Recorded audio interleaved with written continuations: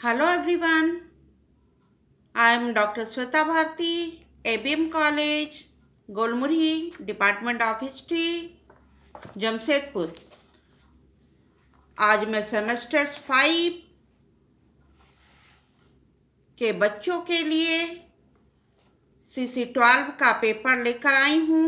इस पेपर में हमें झारखंड के इतिहास को पढ़ना है। आज का पिछले वीडियो में हमने औपनिवेशिक राजनीति का कृषि और वनों पर प्रभाव को बताया था। आज के क्लास में हम लोग चर्चा करेंगे औपनिवेशिक राजनीति ने भूमि को किस प्रकार प्रभावित किया, अर्थात ब्रिटिशों के झारखंड में प्रवेश के बाद भूमि पर उसका क्या प्रभाव पड़ा। तो हम देखते हैं कि भूमि सिर्फ भारत ही नहीं बल्कि दुनिया के सभी देशों की शासन व्यवस्थाओं में जमीन ही आधार रही है।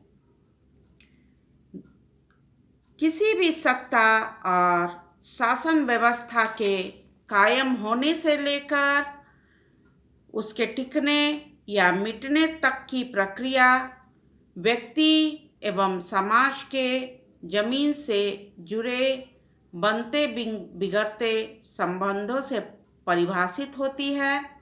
उन्हीं संबंधों की सफलता असफलता समाज के आर्थिक, सामाजिक,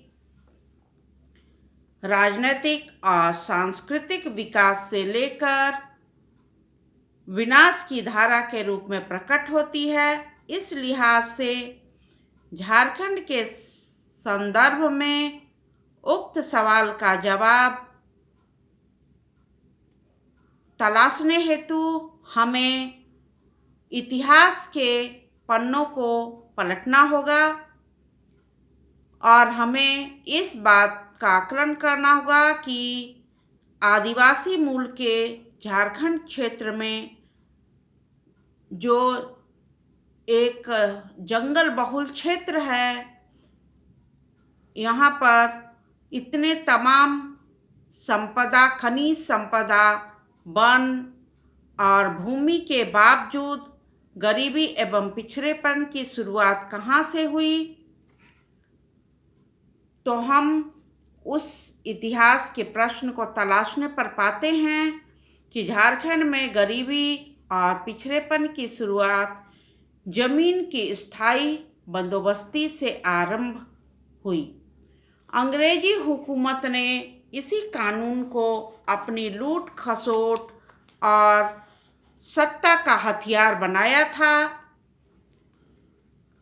क्योंकि इतिहास में ये दर्ज है कि छोटा नागपुर के मूल निवासी असुर या होर थे और इन्हीं असुर या होर जनजातियों से विभिन्न उपशाखाएं फैली और मुंडा, हो और संथाल इत्यादि कई जनजातियों का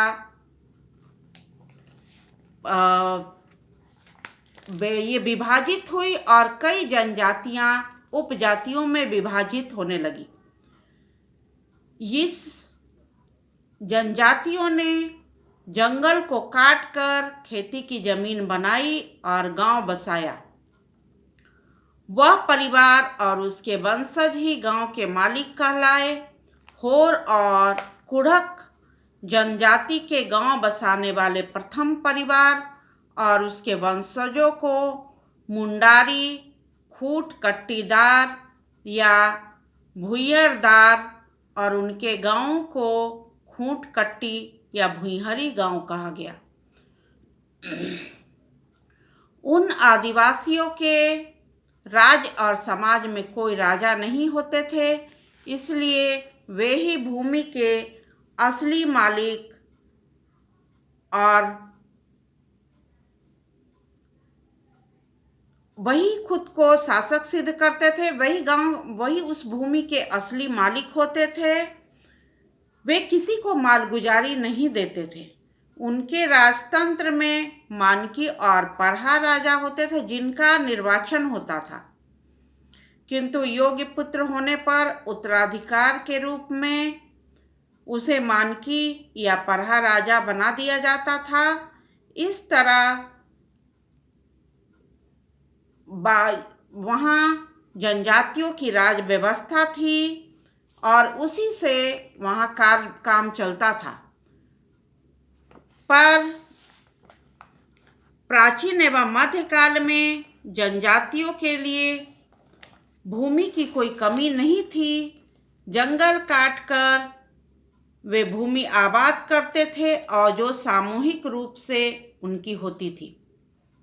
राजतंत्र की स्थापना के बाद वे कोई निश्चित लगान न देकर स्वेच्छा से चंदा मात्र देने लगे, किंतु यह स्थिति बहुत अधिक दिनों तक कायम नहीं रह सकी। धीरे धीरे राज्य की आवश्यकताएं बढ़ने लगी और राजाओं ने कुछ जनजातीय गांवों को अधिग्रहण प्रारंभ कर दिया। कुछ राज परिवार के सदस्यों का भरण पोषण हेतु गांवों को भी उसके निमित्त दिए जाने लगे। राज दरबार की बढ़ती शानो शौकत के लिए भी बाहर से लोग मंगाए जाने लगे। इस तरह ब्राह्मण, मुसलमान, सिख आदि का यहाँ आगमन हुआ। इस प्रक्रिया के कारण जनजातियों के भूमि हस्तांतरण में तेजी आई। बराइक, पांडे, ओहदार, जमादार, भंडारी इत्यादि भूमि स्वामियों के रूप में चारों ओर फैल गए। पांडे, ओहदार, जमादार और भंडारी चारों तरफ फैले। वे स्वायत्त शासी समुदाय के रूप में जनजातियों के कारण पलामू, हजारीबाग और संथाल परगना क्षेत्र में यह स्थिति और तेजी से बदली। पहले उपज का हिस्सा और बाद में नकदी वसूली की प्रथा प्रारंभ हुई। भूमि पर जमींदारों के स्थायी स्वामित्व के कारण काश्तकारी की प्रथा की शुरुआत हुई, जिसके अंतर्गत खूट कट्टीदार को भी शामिल कर लिया गया। ब्रिटिश काल में जमींदारों की संख्या और बढ़ी। 1820 ईस्वी के बाद बंगाल सरकार के नियम कानूनों को लागू किया गया, जिससे काफ़ी बड़ी संख्या में बाहरी लोग यहाँ आए, जिन्हें यहाँ के आदिवासी लोग दिकू कहते थे। ये दिकुओं ने आदिवासियों की जमीन हड़पना प्रारंभ किया और बेगारी प्रथा और बढ़ी। ईसाई मिशनरियों के आने के बाद स्थिति थोड़ी और बिगड़ गई। एक और मिशनरी भूमि प्रलुंठन को रोकने का नाटक करते रहे, दूसरी ओर विशाल भूखंडों पर स्वयं अधिकार कर लिए। 1908 ईस्वी में छोटा नागपुर काश्तकारी अधिनियम लागू किया गया, जिसे जनजातीय भूमि अधिकार या रईती अधिकार का मागना कार्टा कहा गया। किंतु जनजातीय भूमि के हस्तांतरण की प्रक्रिया रुकी नहीं और ब्रिटिश काल में झारखंड क्षेत्र में लोहा, कोयला, तांबा, अब्रक जैसे खनिज संपदा के विशाल भंडार होने के कारण अनेक औद्योगिक केंद्रों की भी शुरुआत हुई। इसके लिए जनजातीय भूमि का बड़े पैमाने पर अधिग्रहण किया गया। अनेक जनजातीय गांव उजड़ गए। रांची, झरिया, डाल्टनगंज, धनबाद, जमशेदपुर जैसे नगरों का उदय हुआ, जिसके कारण भी यहाँ आबादी बढ़ी और जनजातियों की भूमि उनके हाथ से निकली। मद्यपान, अशिक्षा, नेतृत्व के अभाव के कारण इन जनजातियों ने ऋण लेकर अपना कार्य करना शुरू किया, जिसके कारण इनकी स्थिति और बद से बदतर होती चली गई। छोटा नागपुर काश्तकारी अधिनियम के तहत कई शर्तों के साथ रेहन की प्रथा को प्रारंभ किया गया था, जिससे आदिवासियों का शोषण और बढ़ता चला गया। इस अधिनियम में 1938 और 1947 ईस्वी में किए गए संशोधनों का भी आदिवासियों को विशेष लाभ नहीं मिला।